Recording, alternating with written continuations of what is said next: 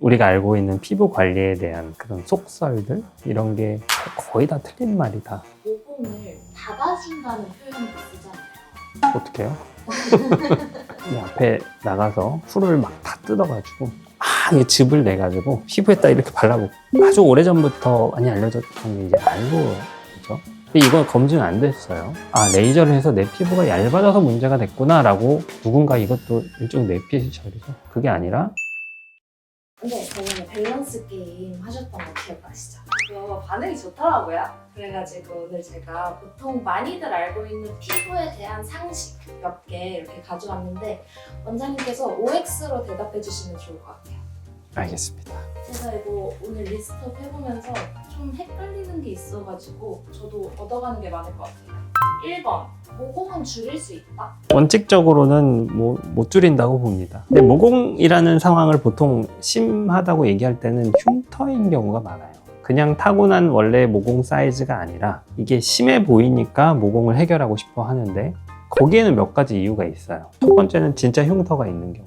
이 경우는 그냥 내버려 둔다고 뭘 치료한다고 이게 쉽게 좋아지진 않는데 흉터 치료의 관점에서 접근을 해야죠. 그러면 일부는 조금 개선될 수도 있어요. 우리 모공형 흉터라고 부르는 그 일반적인 흉터보다는 크기가 작지만 좀 모공이 확대돼 보이는 그러한 흉터인데 이런 것들은 그래도 조금은 개선의 여지가 있다. 두 번째는 우리 이제 보통 모공 얘기 많이 하는 분들 중에 보면 주사피뱀 환자들, 홍조 환자분들이 모공 얘기를 하는 경우가 많아요. 일시적으로 늘어나서 그렇게 보이는 거예요. 홍조 문제가 있고 염증이 생기면 얼굴이 실제로 약간 부어요. 이 구멍, 모공의 구조를 볼 때 주변이 이렇게 딱 볼록볼록 튀어나와 있으면 실제로 모공 자체가 더 깊어 보입니다. 이거는 염증이 가라앉으면 원래대로 돌아가요. 그래서 보통은 우리가 치료하고 전후 사진 비교하잖아요. 근데 이거는 실제로 모공의 사이즈가 줄어든 경우보다는 막 엄청 늘어나 있을 때, 피부 상태 안 좋을 때 사진 찍어놓고 안정화된 다음에 찍으면 모공이 좀 줄어 보이겠죠. 객관적으로 모공의 사이즈를 줄일 수 있는 방법은 저는 없다고 봅니다. 하지만 나빠 보이는 경우에 이거를 개선할 수 있는 방법은 상황에 따라서 있을 수 있다. 그냥 X에 O예요. 모공에 대해서 궁금한 중에 하나가 모공을 닫아준다는 표현도 쓰잖아요. 어떻게 해요? 스킨케어 하면서 모공을 닫아준다. 제가 이제 환자들한테 가끔 듣는 예시 중에 우리가 알고 있는 피부 관리에 대한 그런 속설들 이런 게 거의 다 틀린 말이다 라는 얘기를 하면서 제가 이제 어렸을 때 저도 여자친구가 피부 관리에 대한 조언을 해주겠죠. 그때는 제가 이제 의대도 가기 전이었고 따뜻한 물로 세안을 해서 모공을 열어주고 차가운 물로 세안을 해서 닫아줘야 된다. 말이 안 되는 거죠. 온도 변화를 주면 자극만 주겠죠. 혈관이 자꾸 늘어났다가 계속 그런 변화를 주게 되니까 피부에는 당연히 안 좋아요. 그냥 완전히 처음부터 끝까지 다 틀린 말이에요. 모공을 열었다 닫았다 못합니다. 두 번째, 기름 많이 나오는 지루성 피부염 아니면 지성 피부 뽀득뽀득 세안하는 게 중요하다. 어떨 것 같아요? 역질문으로. 근데 뭔가 이렇게 뽀득뽀득이라는 말이 참 많은 분들이 특히 한국 사람들은 그렇게 세안을 하는 사람이 아주 많아요. 남자는 남자대로 세게 하고 막 이렇게 하잖아요. 우리 여성분들 세안할 때 뽀득거릴 때까지. 근데 뽀득거리면 피부 장벽의 손상이 시작됐다라고 보면 돼요. 설거지할 때 완전 기름기가 없어져야 뽀득뽀득해지잖아요. 그런 상태를 만들어 놓으면 피부에 있는 정상적인 표피지들이 다 걷어내질 거예요. 그러면 그 다음에는 장벽이 깨질 가능성이 훨씬 올라갑니다. 이거는 어떤 경우가 됐든 맞지 않아요. 지성 피부라고 뽀득거리게 세안을 해야 되는가? 그것도 맞지 않고 지성 피부가 더 관리를 해야 되는가? 그것도 맞지 않아요. 근데 이제 문제는 여성분들이 그렇게 느껴진다는 거는 내 피지가 나온 것보다는 화장품 잔여물이 남아서 그런 느낌을 받을 가능성이 높아요. 이거는 저번에 밸런스 게임에서도 나온 것 같은데 물 많이 마시면 피부 좋아진다. 이건 전혀 틀린 얘기죠. 우리가 늘 먹는 물만 잘 마셔도 피부가 좋아진다. 얼마나 듣기 좋은 얘기죠. 물을 많이 마시면 늘 제가 하는 얘기가 오줌을 많이 싸는 거죠. 당연히 많이 나오겠죠. 이게 피부로 가는가? 거의 안 갈걸요. 물을 섭취를 하면 우리 몸에 적절하게 분배가 되겠죠. 근데 피부가 건조한 이유는 이 물이 공급이 안 돼서가 아니에요. 수분을 유지를 잘하면 좋겠는데 그걸 못해서 문제가 돼요. 그래서 우리가 보습제라는 걸 쓰는 거예요. 물을 많이 마시면 괜찮다. 그럼 보습제도 안 발라도 되겠죠. 이거는 전혀 틀린 얘기입니다. 제가 저번에 어떤 피부과 선생님이 방송에 나오셔서 그런 얘기를 해서 좀 약간 경악을 했는데 전혀 근거가 없는 얘기고 물을 많이 마시는 게 좋은 것도 아니에요. 결국은 피부가 기능이 회복되는 게 우선이고 그때까지 우리가 할 수 있는 최선은 세안을 했을 때 보습제를 빨리 발라서 수분을 유지하는 정도 거기까지만 우리가 할 수 있는 거죠. 술, 담배가 피부에 나쁘다, 몸에 나쁘다는 건 다 알지만 피부에 나쁘다 이건 뭐? 그러니까 할리우드 미녀분들도 옛날에 담배 많이 피시는 것도 많이 나오고 하는데 근데 뭐 담배는 좀 명확하죠. 이거는 뭐 고민할 거 없이. 그러니까 담배의 문제점은 재생이라고 얘기하죠. 세포가 분열하고 재생하는 게 가장 활발하게 이루어지는 장기 중에 하나가 우리 피부예요.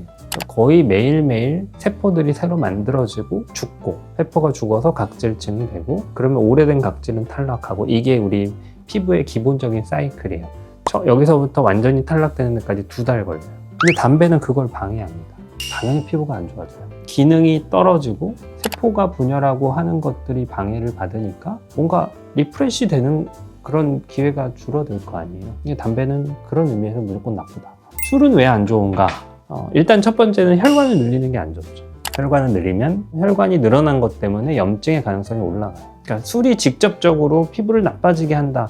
여기에 대해서 뭐 정확한 근거를 제시할 거는 많지는 않은데 일단은 뭐 혈관이 늘어나는 것 자체는 분명히 나쁠 것이다.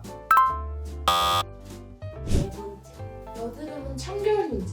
뭐 조금은 연관이 있긴 하죠. 특히 이제 여드름이 가장 교과서적으로 여드름이란 챕터에서 기술하고 있는 내용은 청소년기에 생기는 여드름에 대한 얘기예요. 이 피지샘이 남성 호르몬의 영향을 받으니까 남학생들에서 문제가 되고 이때 뭐 좀 씻고 하는 것들이 영향을 줄 것인가 조금 줄 수 있다고 봅니다. 갑자기 피지 분비가 많이 나오면 약간은 이제 세안하는 과정에서도 그런 것들이 이렇게 한 번씩 청소가 되겠죠.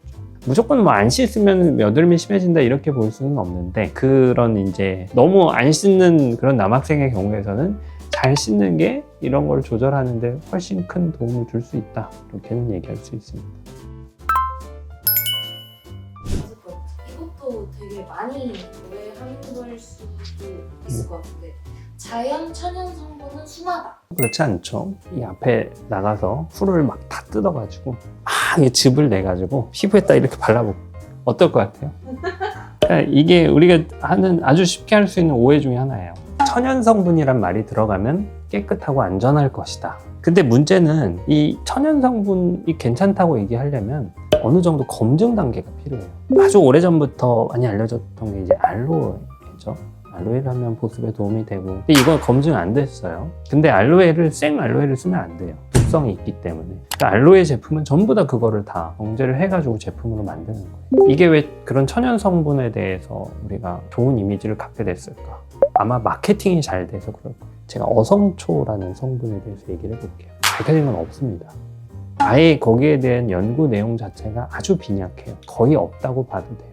어떤 업체에서 처음에 그거를 가지고 마케팅 포인트로 썼겠죠. 근데 마케팅이 이제 입소문이 나는 거예요. 그래서 그 이름값 때문에 다른 업체에서도 이걸 갖다 쓰게 돼요. 여기저기서 노출이 되면 우리가 볼 때는 이게 검증이 된 건가 보다 라고 생각을 하지만 사실 그걸 검증할 의무가 없어요.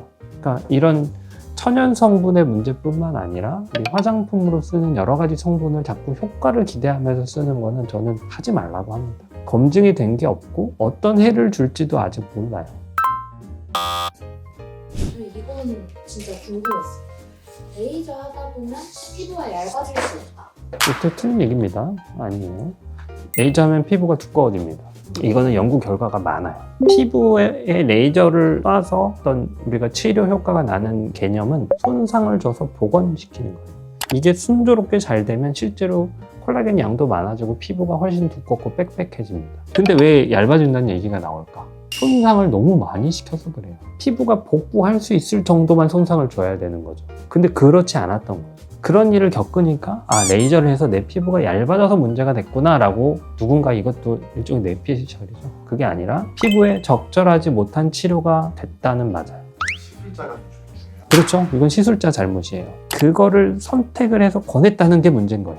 피부의 타입을 보고 좀 조심해서 접근을 했어야 되는데 그렇지 못한 피부에다 그렇게 센 걸 하면 좋습니다 하고 권하니까 문제가 발생했겠죠. 이거는 치료자의 잘못입니다. 결국은 어떤 치료를 하든 피부가 이거를 어떻게 받아들이는지가 가장 중요하다. 그걸 잘했을 때 적절하게 하면, 레이저 치료하면 피부는 훨씬 건강해질 수 있다고 봅니다.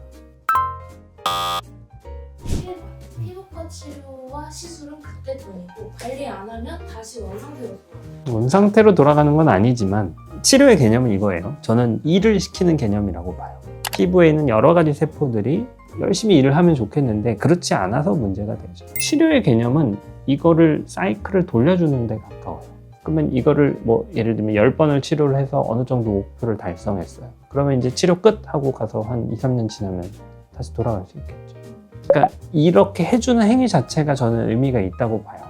또 뭐 나중에 필요하면 또 해야 될 수도 있지만 그렇게 해서 정상화가 될 수 있다는 것, 그게 중요한 거고, 결국은 치료는 비용의 문제가 있다는 거죠. 아주 촘촘하게는 안 해도 띄엄띄엄도 괜찮으니까 가끔 한 번씩이라도 이 사이클을 돌려줍시다, 이런 개념으로 하자고 얘기를 하고, 레이저의 경우는 여러 번 해야 되니까 이런 방식으로 접근을 한다면, 뭐 예를 들면 써마지나 그 항노화 치료들의 경우는 레이저랑은 또 조금 개념이 다르죠.